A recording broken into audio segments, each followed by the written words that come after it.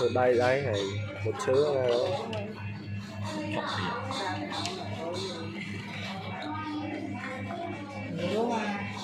Linh Sky Man nữa nè.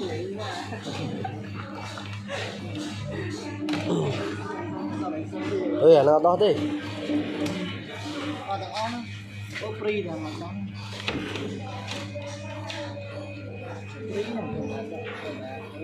Bánh trăm là size lớn nhưng mà Khối đó thôi. số khổ lắm. Có cái đi đó thôi.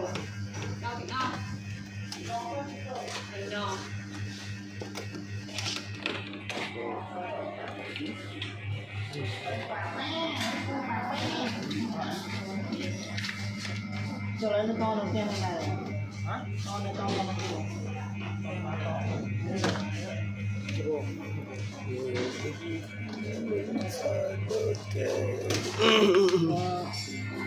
Cái máy này chụp được chưa nhỉ?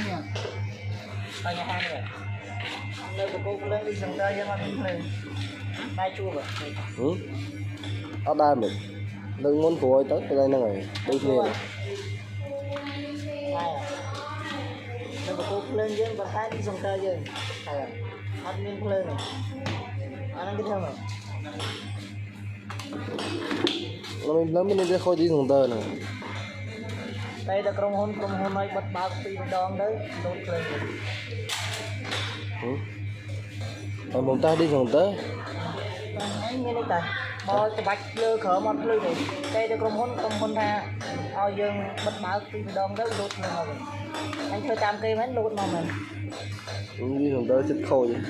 ខូចអីមិនទេវាថាភ្លើងយើងវាអាសាលោតពេកហ៎ Nó ấy bị chất khôi vậy nè. ក្រុមហ៊ុនធ្វើតាមគេតាមគេចិត្តខូចទេវាចិត្តល្អ Nó ល្អហ្នឹង chỉ lo đấy.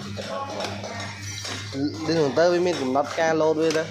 Lô mà nó វាបាក់ម៉ែ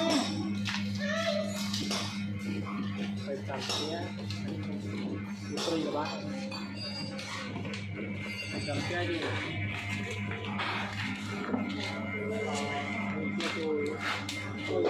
con chạy được bạn con chạy được rồi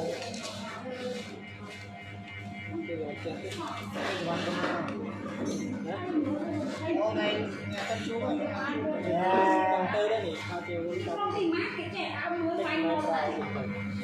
thì là em con là ngày luôn ngày luôn Đi một đỏ. nhà tân đấy trong là tiếp đi trong này bằng ngày sau